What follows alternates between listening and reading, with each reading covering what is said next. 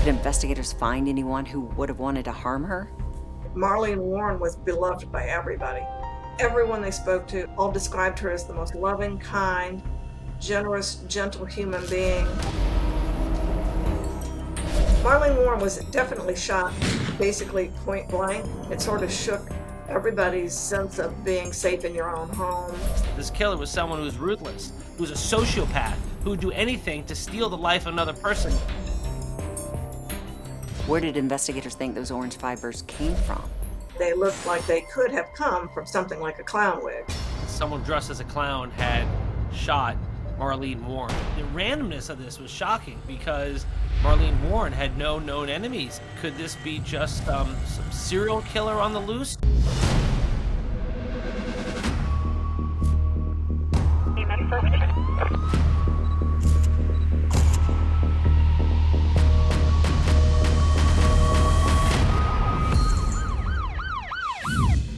Hi, I'm Nancy O'Dell.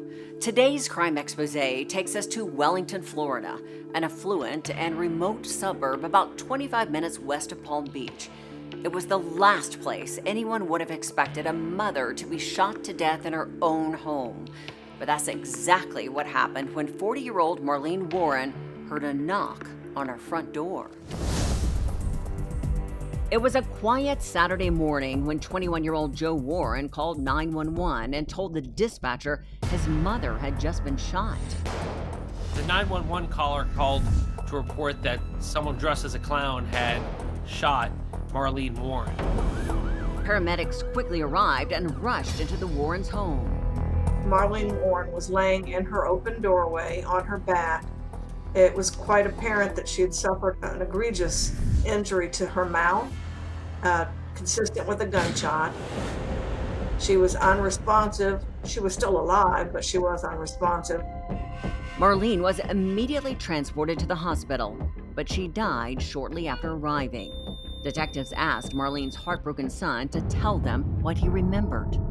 Joe said that he and his friends were there on a lazy Saturday, and then a knock on the door occurred, and then his mother, Marlene, opened the door and was greeted by a person in a clown costume who held a balloon and handed Marlene flowers. Marlene then said, "How nice," and then the clown shot her in the head. Detectives examined the clues left behind by the shooter. There was a basket of flowers with 2 helium balloons. One said, "You're the greatest." And then the white basket of flowers was attached to those balloons. That remained in the doorway, and that was basically the only evidence at the scene. Marlene's son provided as many details as he could. Joe's reaction was shock and horror. Joe gave a description of the shooter as someone who had manly features, who was wearing a clown costume with white paint on the face, but was wearing combat boots instead of clown shoes. And the killer clown just walked casually to the car and then drove away. Was Joe able to make out what type of car the shooter was driving? The vehicle was a white Chrysler LeBaron. It's a convertible. It chased the car through the neighborhood, but could not catch it. A be on the lookout was issued for the vehicle. Meanwhile, detectives were baffled by the killer's motive. The ruthless attack had unfolded in an almost idyllic community. This was like so out of place. This neighborhood was a beautiful neighborhood of large, expensive homes. It was a secluded neighborhood. This was a quiet neighborhood in a place that was hard to get to. You don't go to Wellington just by accident. You have to know where you're going. You have to be there intentionally. Which led law enforcement to reach a chilling conclusion. It definitely wasn't random. There was no evidence of a robbery, no evidence of a burglary or theft of any kind. So they basically knew from the very beginning that this was some kind of a targeted attack on Marlene Warren. But the question became who and why. Detectives took a close look at Marlene's husband of 18 years, but Michael Warren had been miles away from their home. Michael Warren had a full alibi. There was no way he could be the shooter because he was in a car with other individuals at the time of the shooting. He was driving down to the racetrack about an hour away. So he was not the killer. Marlene's distraught husband told police that they had always been a team when it came to her work. She would help her husband, Michael Warren, in his business. And his business was a used car business. She helped him in that business, but together they bought investment property. And in that investment property, in their marriage, she was largely responsible for the investment property. So she would collect the rents and keep up with the books on the rental properties that they owned. It was Michael who gave police their first lead. When investigators asked Michael who could have done something like this, Michael suggested it could have been an angry tenant. As detectives fanned out to interview Marlene's tenants, troubling questions continued to swirl around her murder. Investigators were wondering who would do this. Why would someone kill Marlene Warren? Law enforcement got a big break where they were able to find the abandoned white Chrysler LeBaron. And in that car contained some clues.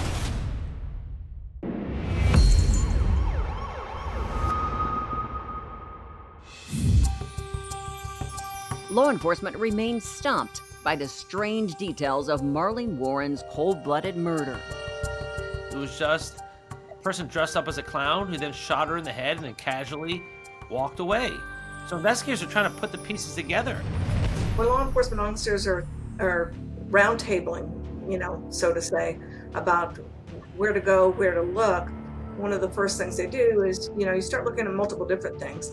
Like you look to the significant people in a person's life, the spouse or the ex-spouse, etc. You also begin to look at, did this person have any known enemies, or did they have any people that were disgruntled with them? Marlene's husband, Michael, told police he was concerned the shooter had been one of Marlene's tenants from the property she had managed. She collected the rents on these rental properties that perhaps, one of the renters had gotten into a disagreement or were disgruntled with her about the rent collection. So they looked into that area. Police quickly fanned out. So the sheriff's department, the homicide teams work as a squad, and when a homicide happens, they work together, but they all have they spread out. Everybody's got their different duties. Detectives went to talk to renters and people that, did business dealings with Marlene through the rental properties.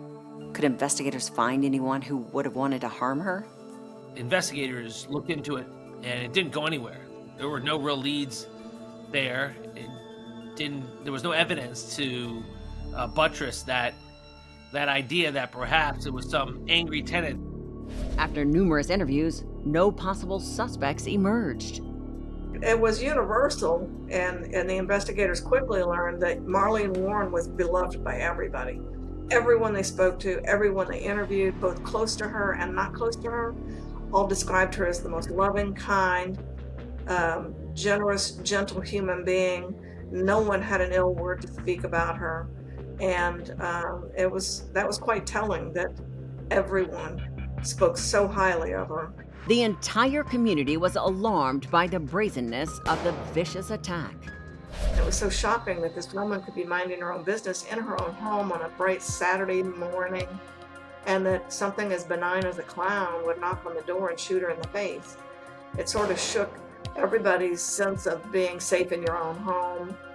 You had the entire community all very nervous that there is an evil clown on the loose who could do this again. The randomness of this was shocking because Marlene Warren had no known enemies. Could this be just some serial killer on the loose? The lab analyzed all of the evidence left at the scene.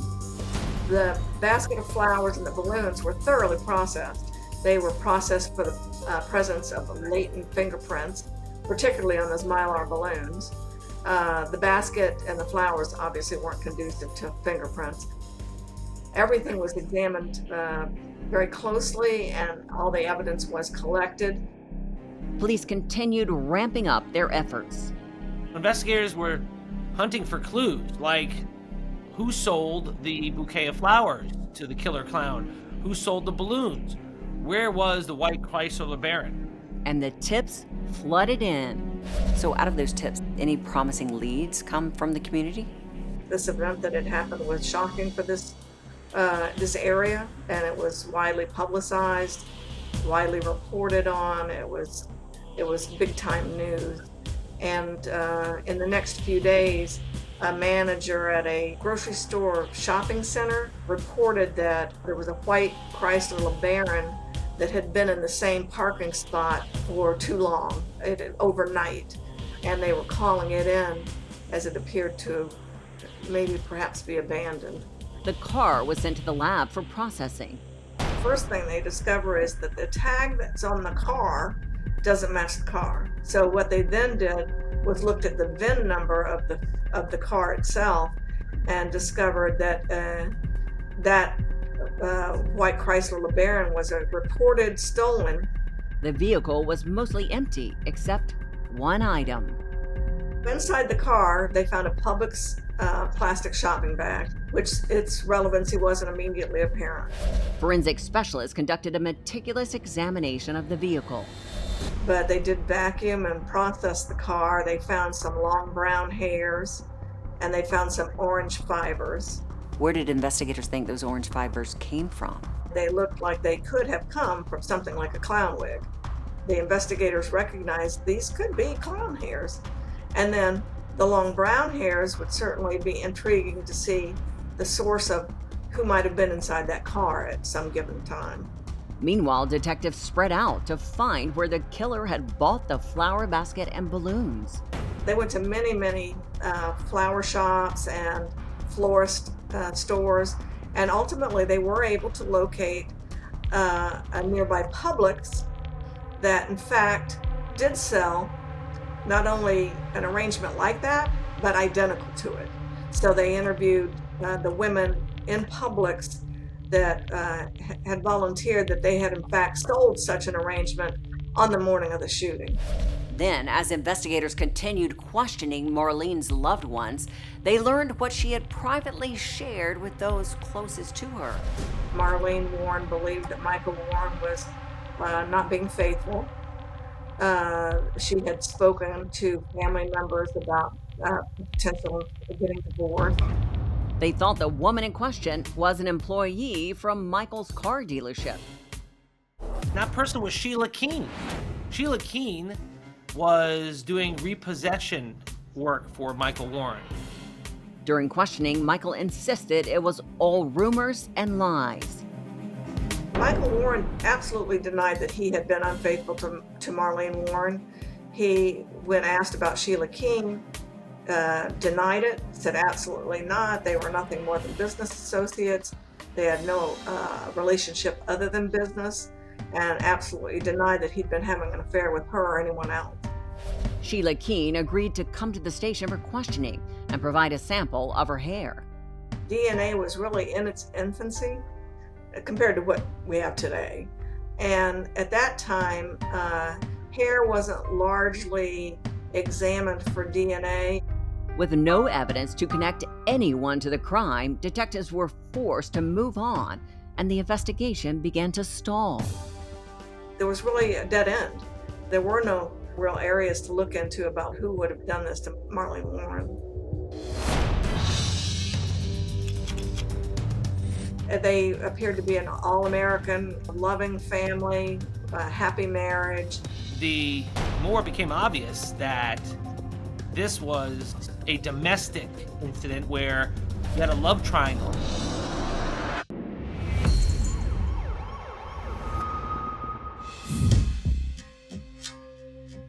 In the years after Marlene Warren's murder, her husband Michael's business began having trouble with the law.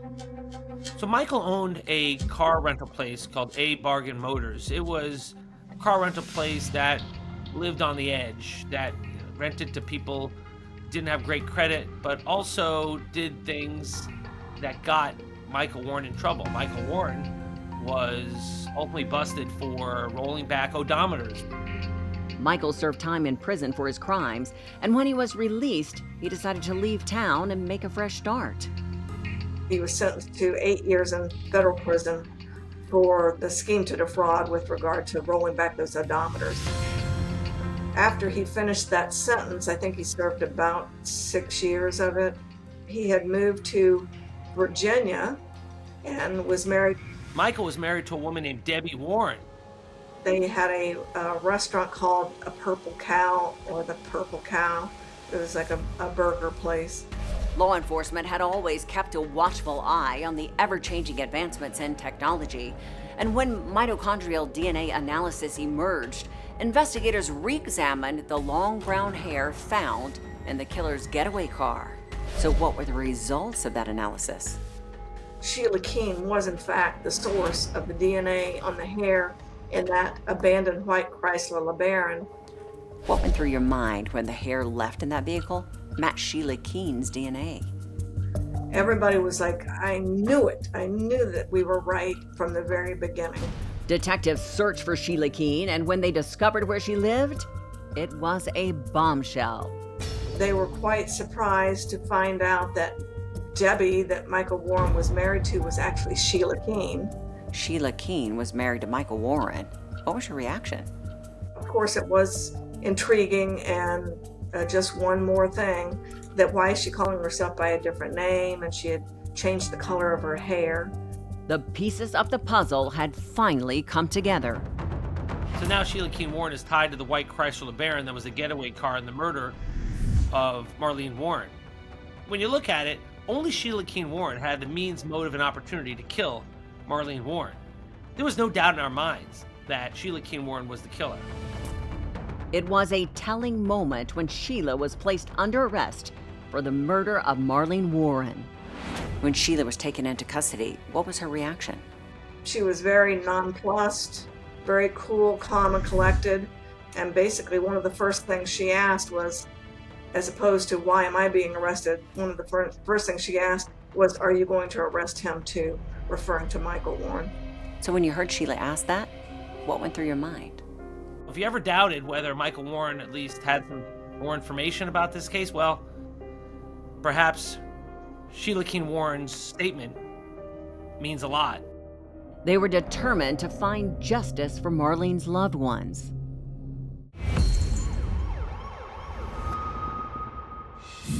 Faced with the evidence against her, Sheila Keene Warren agreed to take a deal. She pled guilty to second-degree murder and was sentenced to 12 years in prison.